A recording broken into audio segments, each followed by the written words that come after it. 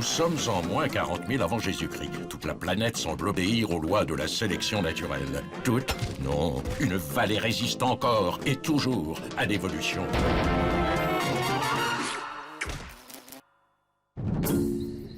Ah, je suis claqué, moi. Je sens que je vais tomber comme une météorite ce soir. Tiens, tu veux pas juste allumer la chaîne du vivant avant pour voir s'il y a des évolutions intéressantes? Ouais, ok.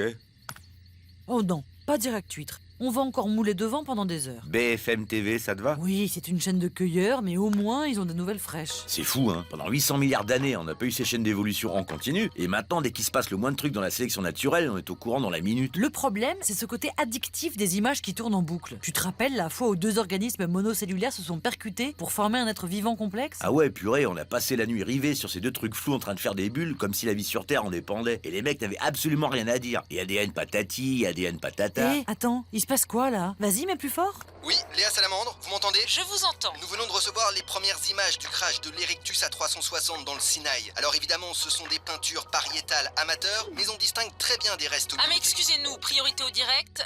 Notre équipe en place devant le Grand Baobab nous signale des mouvements du côté des arboricoles. Oui, depuis ce matin, la tension est palpable. Il semblerait qu'un singe, a priori un babouin, à moins que ça ne soit un chimpanzé ou peut-être un orang-outan, soit sur le point d'acquérir la station debout. Jusqu'à présent, rien ne s'est encore passé. Mais pourquoi ils nous bassinent avec leur truc alors Bien s'il se sûr, passe rien? beaucoup de cris en haut de cet arbre, hein, des bananes, des pots lancés en direction des journalistes présents sur place, mais il semble pour l'instant que ce ne soit qu'une fausse alerte. Très bien, alors on retrouve le couple de brontosaures rescapés. Oui, c'est un témoignage extrêmement poignant pour une espèce qui réalise que ses congénères ont totalement disparu suite à une chute de météorite il y a tout juste 60 millions d'années. Bah oui, ils sont tous morts, que j'ai dit à mon mari. C'est encore la faute au paléocrate de Bruxelles qui me dit. Et quel est votre sentiment aujourd'hui? Comment vous envisagez l'avenir? Y a plus qu'un truc à faire. Votez Front Néandertal.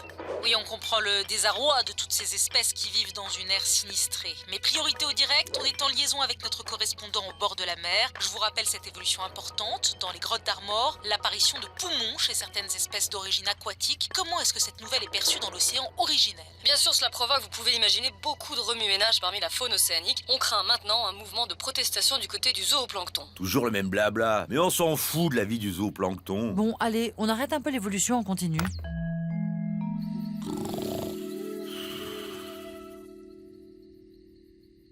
Nous sommes toujours devant le cordon de sécurité qui entoure le baobab. Le primate forcené n'a toujours pas effectué ses premiers pas en position debout. Pour mieux comprendre les enjeux de l'acquisition de la bipédie, nous avons invité un spécialiste, professeur à la fondation Homo erectus.